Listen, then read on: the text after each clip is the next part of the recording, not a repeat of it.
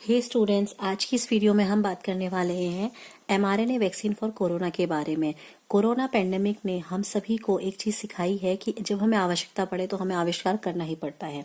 और इस बात को प्रूव करते हुए फाइजर, मॉडर्ना और बायोएनटेक, इन 3 कंपनीज ने कोलैबोरेटेड वे में काम करके हमारे सामने mRNA based most awaited vaccine का कमर्शियल प्रोडक्शन चालू करके हमारे पूरे वर्ल्ड को मिलियंस ऑफ डोजेस प्रोवाइड करने का वादा किया है। और अब ये वादा वो पूरा भी कर रहे हैं। वैक्सीन का डिस्ट्रीब्यूशन स्टार्ट हो चुका है and countries are getting their required amount of doses of this vaccine. अब इस वैक्सीन को बनने में 10 महीने से भी कम का समय लगा है। जहां वहीं अगर हम देखें तो ट्रेडिशनल मेथड से तैयार की गई जो वैक्सीन्स होती हैं, वैक्सीन्स को बनने में सालों का टाइम लग जाता है। वहीं इस बार जो ये वैक्सीन का फॉर्मेशन हुआ है, मैन्युफैक्चरिंग हुई है, प्लस उसका कमर्शियल स्केल अप हुआ है, वो इतने कम समय में हुआ है कि it's a very surprising thing to know as a student and as a learner for everyone कि क्या मेथड का इस्तेमाल उन्होंने किया जिससे उन्होंने इस वैक्सीन को इतने कम समय में और इतनी ज्यादा अमाउंट में बनाया। जैसा कि हम जानते थे कि कोरोना में हमें ये वैक्सीन जो है वो बहुत लेस टाइम पे चाहिए, प्लस हमें बहुत लार्ज अमाउंट में चाहिए। वी नीड मिलियंस और billions of doses of this vaccine that we know already. तो किस तरीके का इस्तेमाल किया है, किस मेथड का इस्तेमाल किया गया है, ये आज हम इस वीडियो में सीखेंगे। बट उससे पहले मैं आपको वैक्सीन के बारे में थोड़ा सा प्रीवियस आइडिया देना चाहती हूँ। वैक्सीन बेसिकली होती क्या है? वैक्सीन्स बेसिकली कंसिस्ट करती हैं fragment of living attenuated form of virus और dead form of virus as a virus candidate for what? To induce the immune response. अगर मैं सिंपल भाषा में इस डेफिनेशन को समझाऊं तो वैक्सीन के अंदर होता क्या है, जिस भी वायरल डिजीज और बैक्टीरियल डिजीज के अगेंस्ट वैक्सीन लगाई जाती है, वैक्सीन के अंदर जो एक्टिव इंग्रेडिएंट होता है वो वही वायरस या वही बैक्टीरिया का कोई एक फ्रेगमेंट होता है। या तो वो डेड फॉर्म में होता है या अगर वो लिविंग होता है तो वो इतना वीक और एटीन्यूएटेड होता है कि वो होस्ट को हार्म नहीं पहुंचा सकता। तो हमारी बॉडी में वो जाके करता क्या है, देखिए आप इस डायग्राम से उसको समझिएगा कि वैक्सीन कैसे काम करती है। जब आप किसी वैक्सीन को इंजेक्ट करते हैं तो वैक्सीन के अंदर जो मेन उसका एक्टिव इंग्रेडिएंट है दैट इज उसका वायरल, मान लीजिए किसी वायरस इन्फेक्शन के अगेंस्ट आप वैक्सीन यूज कर रहे हैं तो उस वैक्सीन के अंदर क्या किया जाएगा, उसी वायरल कंपोनेंट को यूज किया जाएगा। या तो वो डेड फॉर्म में होगा, तो जब होस्ट सेल के अंदर वो डेड फॉर्म ऑफ वायरस जाएगा तो कोई प्रॉब्लम कॉज नहीं करेगा, होस्ट सेल को कोई डैमेज नहीं पहुंचाएगा। और अगर लिविंग फॉर्म लिया जाएगा वायरस का तो वो बहुत वीक और एटीन्यूएटेड लिया जाता है। तो उसको डाला क्यों जा रहा है होस्ट सेल के अंदर? ताकि होस्ट सेल उस वायरस कंपोनेंट को as a foreign particle recognise करे। जैसे ही हमारी होस्ट सेल उस वायरस कंपोनेंट को, जो कि उस वैक्सीन के माध्यम से बॉडी के अंदर आई है, as a foreign particle recognise करती है तो हमारी बॉडी उसको एंटीजन की तरह ट्रीट करना स्टार्ट करती है। एंटीजन किसे कहते हैं? किसी भी फॉरेन पार्टिकल को एंटीजन कहा जाता है। हमारी बॉडी के अंदर एक डिफेंस सिस्टम होता है जिसे आप इम्यून सिस्टम कहते हैं। हमारे इम्यून सिस्टम का काम होता है हमारी बॉडी को डिजीज से बचाना। इसको हिंदी में कहते हैं रोग प्रतिरोधक क्षमता, इम्यूनिटी जिसे आप कहते हैं। तो ये इम्यून सिस्टम तभी स्टिमुलेट होता है जब हमारे बॉडी को ऐसा लगता है कि उसके अंदर कोई फॉरेन चीज आई है, कोई बाहर से कोई चीज अंदर एंटर हुई है, वो तभी स्टिमुलेट होता है। और तभी वो अपने वॉरियर्स को, अपने सिपाहियों को, जो उसके डिफेंस सिस्टम में बहुत इंपॉर्टेंट रोल प्ले करते हैं, उनको वो रिलीज करता है सरफेस पर। तो अब क्या किया जाता है, वैक्सीन में आपके बॉडी के अंदर उस वायरल कंपोनेंट का ब्लूप्रिंट भेज दिया जाता है ताकि आपके होस्ट सेल पहचान ले कि अच्छा ये वायरस आने वाला है बॉडी के अंदर।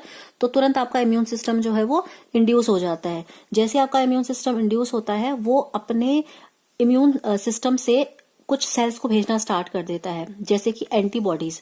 एंटीबॉडीज हमारी बॉडी में पाए जाने वाली वो प्रोटीन होते हैं, या वो आप कह सकते हैं कि वो मॉलिक्यूल होते हैं जो हमारी बॉडी के अंदर डिफेंस का काम करते हैं। ये वो सिपाही होते हैं जो टेररिस्ट के अटैक से हमारी बॉडी को बचाते हैं। तो ये सरफेस पर आना स्टार्ट कर देते हैं। अब ये सरफेस पर प्रेजेंट रहते हैं। जब एक्चुअल में कोई वायरल इन्फेक्शन हमारी बॉडी के अंदर आता है, हमारी बॉडी को इन्फेक्ट करता है, तो सरफेस पर प्रेजेंट ये एंटीबॉडीज उस फॉरेन पार्टिकल के साथ इंटरेक्ट करते हैं, फाइट करते हैं और आपकी बॉडी को प्रोटेक्ट कर लेते हैं। इस तरीके से वैक्सीन काम करती हैं। तो कोरोना के केस में भी यही चल रहा था। जो कोरोना का वायरस है, ये this is the structure for corona. I have drawn the rough structure. इस कोरोना के स्ट्रक्चर में आप देख सकते हैं इसके सरफेस पर एक स्पाइक प्रोटीन है। तो इस स्पाइक प्रोटीन की वजह से ही इसके अंदर जो वायरुलेंसी है वो इसके अंदर इस स्पाइक प्रोटीन की वजह से है। तो इसकी वैक्सीन में जो तरीका इस्तेमाल किया गया है वो किया गया है mRNA।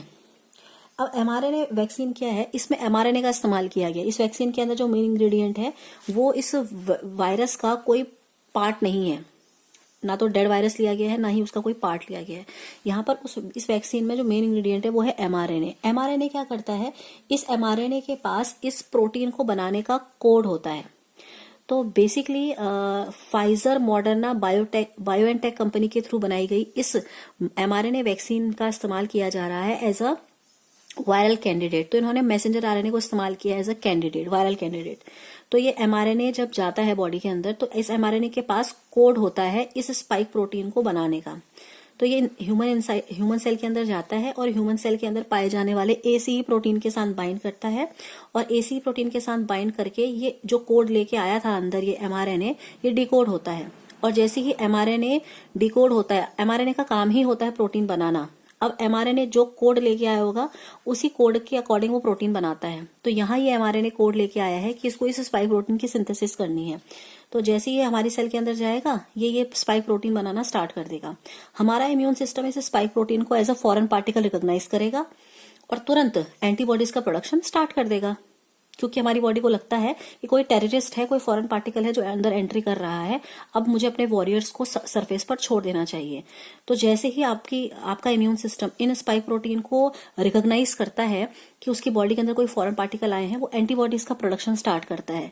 एंटीबॉडीज के साथ साथ इस टेक्निक में जो वैक्सीन जो ये बनी है, ये वैक्सीन एंटीबॉडीज को तो बनाई, प्रोडक्शन तो स्टिमुलेट कर ही रही है, साथ साथ एक और हेल्पर सेल्स होती है हमारे इम्यून सिस्टम में जिनका नाम है टी सेल्स। ये भी एक बहुत इंपॉर्टेंट वॉरियर्स हैं जो हमारी बॉडी में डिफेंस का काम करते हैं, हमारी बॉडी को बीमारियों से या जो डिजीज कॉज करने वाले ऑर्गेनिजम्स हैं उनसे लड़ने में मदद करती है। तो ये दोनों हमारे बनने स्टार्ट हो जाते हैं और सरफेस पर आ जाते हैं।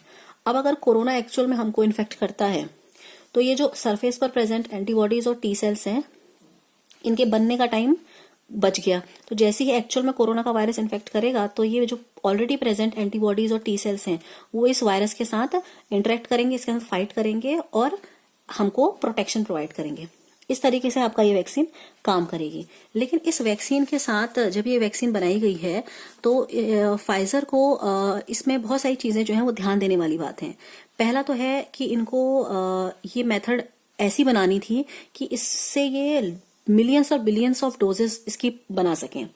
अब चूंकि इन्होंने इसमें viral as a viral candidate जो यूज किया है, इनका जो कैंडिडेट है वो है एमआरएनए। अब चूंकि एमआरएनए को बनाना आसान है, एमआरएनए की सिंथेसिस अगर आपको मान लीजिए कोई टुकड़ा एमआरएनए का बनाना है तो it can be made in a day. तो कंपनीज, फाइजर जो कंपनीज हैं वो अगर उनको ज्यादा डोजेस चाहिए तो वो इस वैक्सीन की अगर उनको ज्यादा डोज की रिक्वायरमेंट है तो वो क्या कर सकती हैं, इस एमआरएनए के पीसेस को बनाने का कॉन्ट्रैक्ट अदर फार्मास्यूटिकल कंपनीज को या अदर रिसर्च टीम को दे सकती हैं। तो काफी जल्दी आपका एमआरएनए जो है वो सिंथेसाइज हो जाता है, तो वैक्सीन का प्रोडक्शन जो है वो ज्यादा कम समय में ज्यादा अमाउंट में कर सकते हैं। बट इस वैक्सीन के साथ एक प्रॉब्लम आती है कि इस वैक्सीन का जो स्टोरेज है वो सबसे बड़ा चैलेंजिंग थिंग है हमारे सामने अभी कंपनीज के सामने, क्योंकि इस वैक्सीन के साथ स्टोरेज का इशू है। इस वैक्सीन के अंदर जो मेन इंग्रेडिएंट है वो है एमआरएनए। अब चूंकि एमआरएनए जो है ये थोड़ा सा ज्यादा टेम्परेचर अगर आप रखते हैं तो ये फॉल अपार्ट, इसका स्ट्रक्चर फॉल अपार्ट होना शुरू कर देता है। तो इसको आपको ऐसे कंटेनर में रखना है जिसमें आप टेम्परेचर को -70 डिग्री सेल्सियस तक का मेंटेन कर सकें। तो ये भी आपका एक चैलेंज है फार्मास्यूटिकल कंपनीज के सामने कि जब वो वैक्सीन बनाए उसका डिस्ट्रीब्यूशन करें अलग अलग कंट्रीज में या अलग अलग लोकेशंस में, तो ऐसे स्टोरेज कंटेनर्स बनाए जहां पे उसका टेम्परेचर -70 डिग्री सेल्सियस मेंटेन करके रखा जाए, ताकि वो जो एमआरएनए का प्रोटीन है वो डिग्रेड ना हो और वैक्सीन जो है वो अपनी पावर को, अपनी स्ट्रेंथ को मेंटेन कर सके और अच्छे से फंक्शन कर सके। ये बात करते हैं हम इसकी पॉजिटिव, इसकी स्ट्रेंथ की। ये हमने बात करी इसकी एक वीकनेस की और हमने इसकी बात करी कुछ स्ट्रेंथ्स की। तो हर तरीके के अपने अपने कुछ प्लस और कुछ माइनसेस होते हैं। तो ये जो एमआरएनए से बनी हुई वैक्सीन है, इसका प्लस पॉइंट तो हमने ये जाना कि ये बहुत कम समय में बहुत ज्यादा डोज बनाने में हमारे लिए बहुत बेनिफिशियल रही है। इस पेंडेमिक के टाइम पे हमें 1 या 2 या 1000 डोजेस नहीं चाहिए वैक्सीन की, हमें मिलियंस और बिलियंस ऑफ डोजेस इसकी चाहिए हैं। अपने देश के लिए भी चाहिए और अदर कंट्रीज जो कोविड से सफर कर रही हैं उनके लिए भी हमें इनकी जरूरत है। बट यहाँ पर एक प्रॉब्लम आती है कि जो ये वैक्सीन तैयार की जा रही है इसके अंदर इम्यूनोजेनिसिटी देखी जा रही है। क्या देखी जा रही है? इम्यूनोजेनिक इसका नेचर देखा जा रहा है। ये आप इसको इसका साइड इफेक्ट भी कह सकते हैं। कुछ कुछ अब चूंकि इस कोरोना की वैक्सीन का, इस mRNA बेस्ड वैक्सीन का डिस्ट्रीब्यूशन स्टार्ट हो चुका है, तो कुछ पेशेंट्स को, जो हेल्थ केयर वर्कर हैं या फिर जो ज्यादा वल्नरेबल हैं, उसको इसकी वैक्सीन दी जा रही है। लेकिन कुछ पेशेंट्स को कुछ न्यूरोमस्कुलर डिसऑर्डर्स देखने को मिल रहे हैं। Patients are suffering from some neuromuscular disorders like vaccination के शॉट लेने के बाद उन्हें कंसिस्टेंट हेडेक देखने को मिल रहा है, और साथ ही साथ उनके जो सीजर टाइप के उनके मूवमेंट हो रहे हैं, उनके मूवमेंट प्रॉपर नहीं आ रहे हैं। कहीं ना कहीं कुछ न्यूरोमस्कुलर डिसऑर्डर्स देखने को मिल रहे हैं, which is again a serious issue. क्योंकि अगर आप एक बीमारी से लड़ने की कोशिश कर रहे हैं तो आप ये नहीं एक्सपेक्ट करेंगे कि आपको दूसरी कोई और दूसरी डिजीजेस आपकी बॉडी में आए और आपको उससे भी लड़ना पड़े। सो ये मुझे लगता है कि इस mRNA बेस्ड वैक्सीन के साथ थोड़े से कंसर्न एसोसिएटेड हैं कि कंपनीज और रिसर्च टीम्स इस चीज को भी अश्योर करें कि जब ये वैक्सीन दी जाए तो इसकी इम्यूनोजेनिसिटी कम से कम हो, ज्यादा से ज्यादा जो लोग हैं उनके अंदर ये वैक्सीन फायदा दे, ना कि नुकसान दे। उनको कोविड से लड़ने की क्षमता भी दे, साथ साथ उनकी बॉडी को अदर डिजीजेस से भी बचाए। ये नहीं कि उनको अदर डिसऑर्डर्स झेलने को मिल रहे हैं। तो these are some positive and some negative sides of this vaccine, but we can hope कि आगे इस वैक्सीन की जो ये इम्यूनोजेनिसिटी है ये कम की जाए, और इसके स्टोरेज को लेकर कंपनीज थोड़ा और अच्छा काम करें ताकि इसका डिस्ट्रीब्यूशन वर्ल्ड वाइड अच्छा हो सके और हमें एक ऐसी वैक्सीन मिल सके जिससे हम अपने आप को इस कोविड से लड़ने के लिए उम्मीद दिला सकते हैं।